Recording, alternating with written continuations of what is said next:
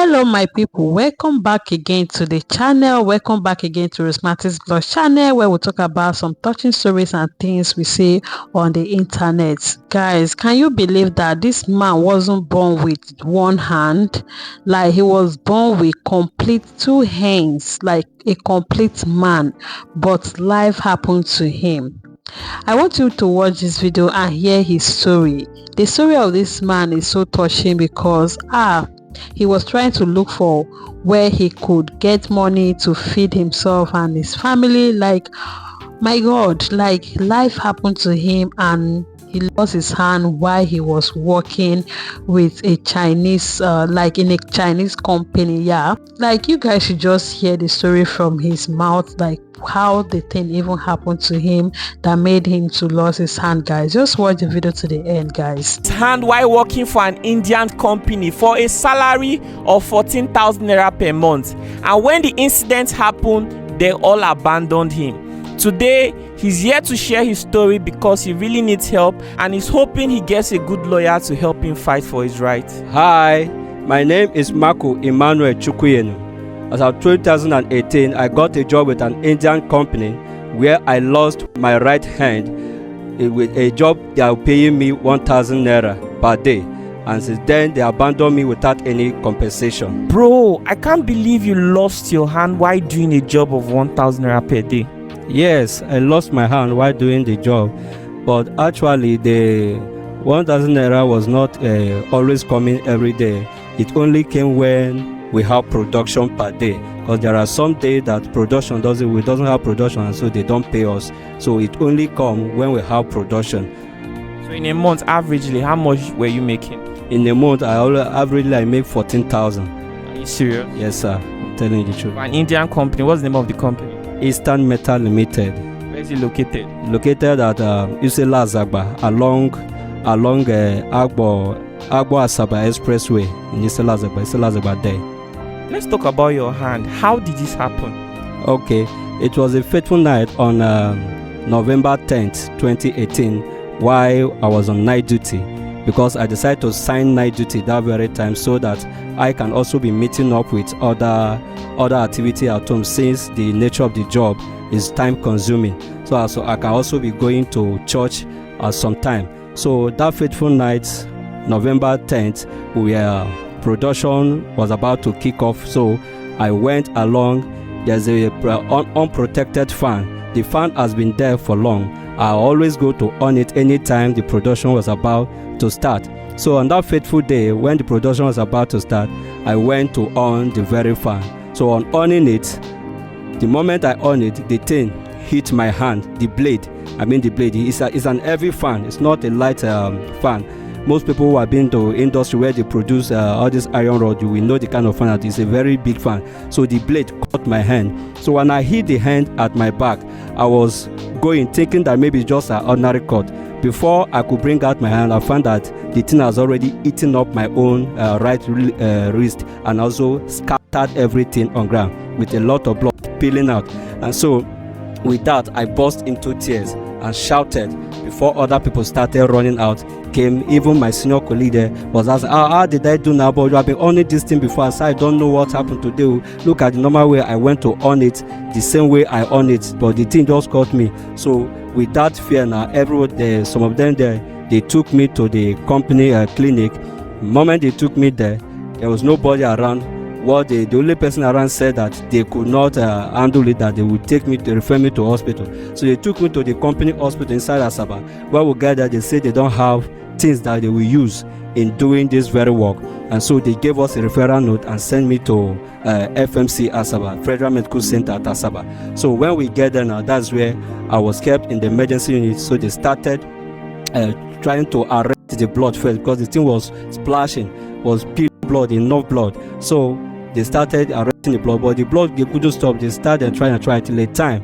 Up to the time, they have to bring up a stainless basin, this medium size, place it on my lap and ask me to put the hands there. So that was where the blood was dripping. But with all the gauze and all the cotton wool they placed on it, everything was, if you see, the hands was so heavy, very heavy, was so heavy. So with blood filled that very basin. So at the time, they said that they need to take me to the theater so that they will go on and do operation there. We go and amputate the hand, and they were looking for someone to sign for me.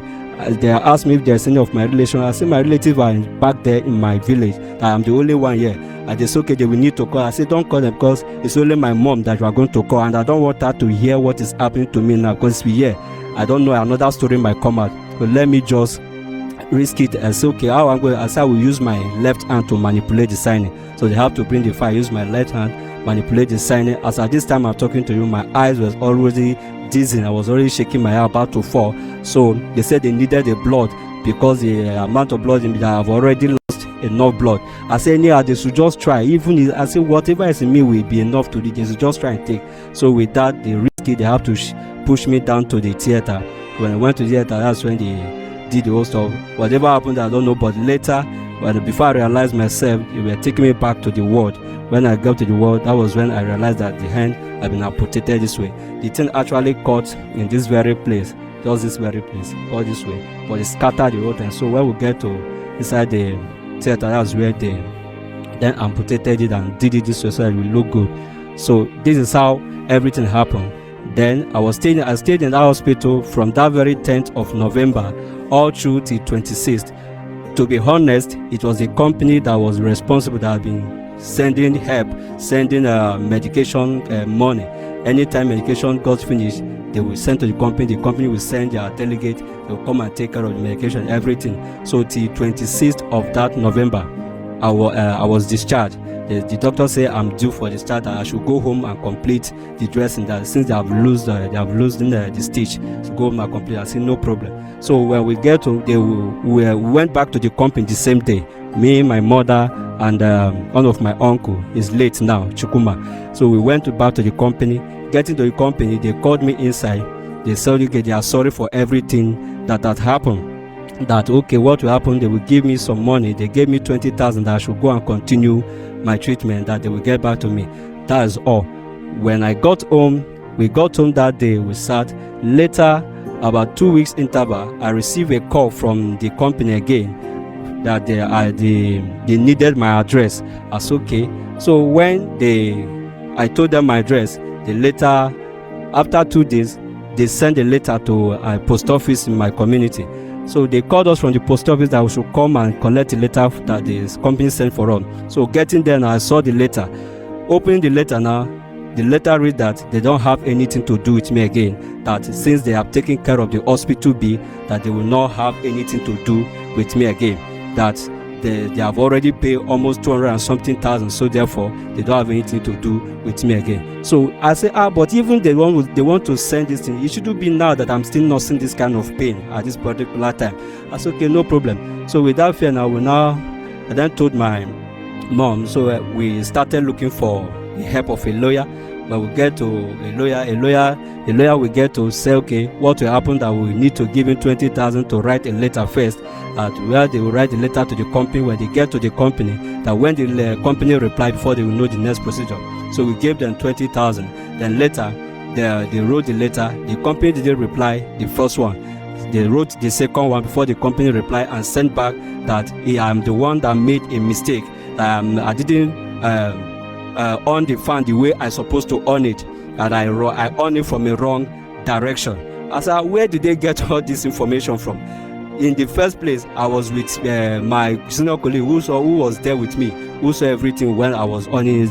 So even the people that were saying they were not there, I said, okay, no problem. So we started looking. So the lawyers then, they said that normally that's what company will always look for, a way to defend themselves. And so, okay, what's the next step? They said they have to present the case to the court now, since they are not ready to do anything. So we have to. So okay, how much will it take now? The lawyer said that it's going to take 500,000 to present the case to the court. I say 500. If it's all about 500,000, I have been looking for what I will use it to do for myself, instead of looking for case to judge with lawyer in 500,000. So we argued, we talked at all. The man didn't agree, so we have to leave that lawyer. We went to another one. Another one says 300,000. I call it. So okay, let's go and source for money, but it will be the one to be footing his transport. His fuel, his car with fuel.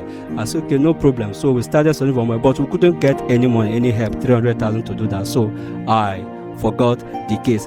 Meanwhile, while I was nursing that pain, I heard the news that they have already started fixing the fan together. I was okay, why would they be fixing that very fan if actually what they are saying is right? I said, well, let me just leave all of that. So that is why. Okay, the fan was damaged before. The fan is an unprotected fan. Okay, it's unprotected. The unprotected fan. It was only after this incident that the company had to send technicians to go fix it. Exactly.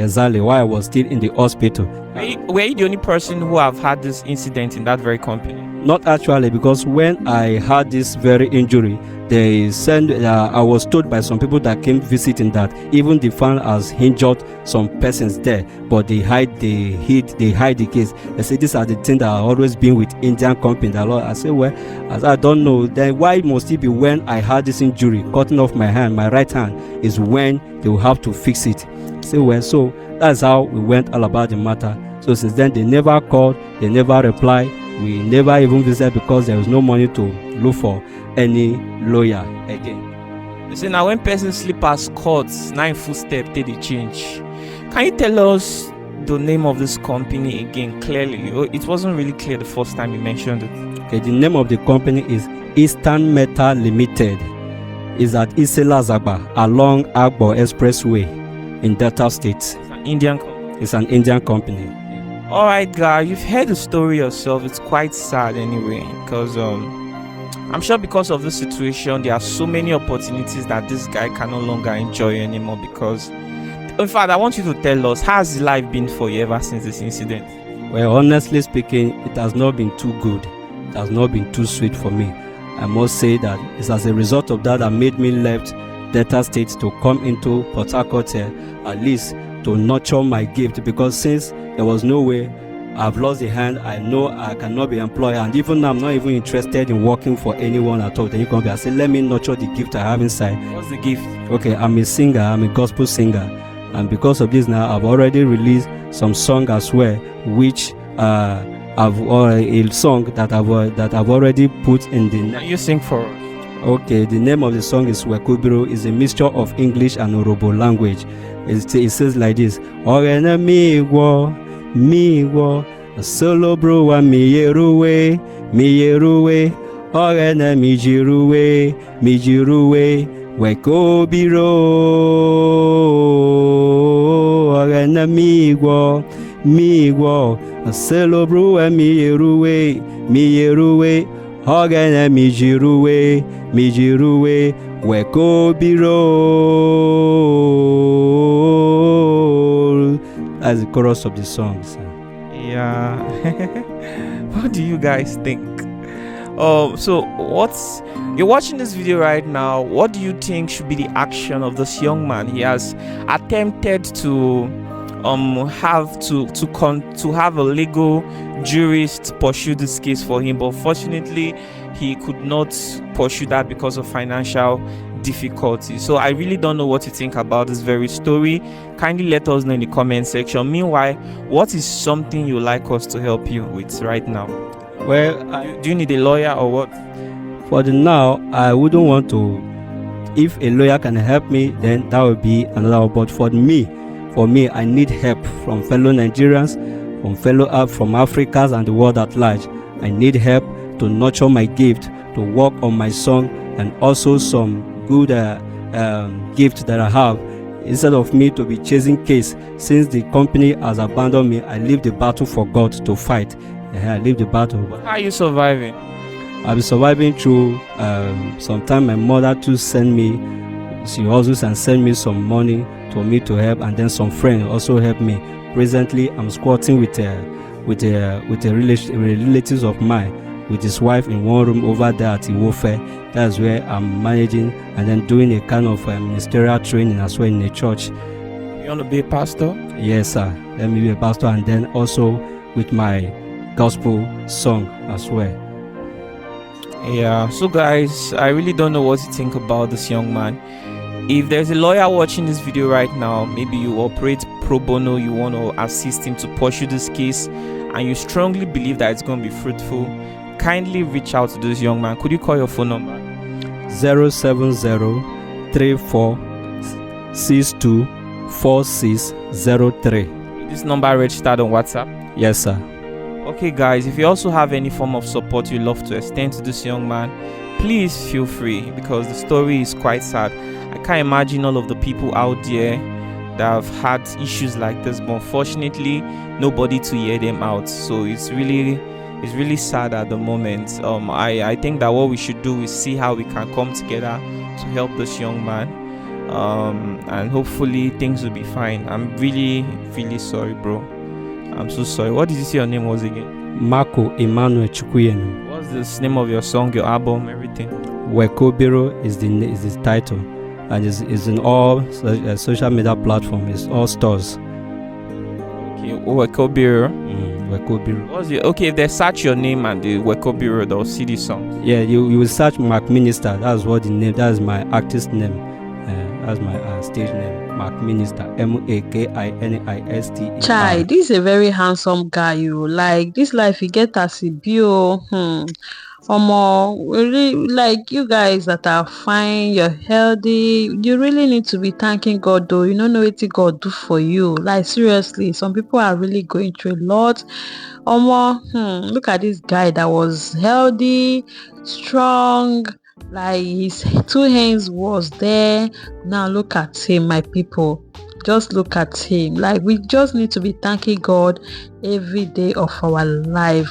Like, seriously, guys, I really pray that I wish him well, and I hope that he get the help he need now. Like, right now he need our help and our support, and that is why I'm sharing this video, so that at least maybe we'll get someone from our own side here that will help him, that will support him, guys. If you are touched, you can support him as well, guys. All right, my people, don't forget to share your own thoughts in the comment section. Share your thoughts, subscribe, and I will see you guys on the next update. And just bye for now.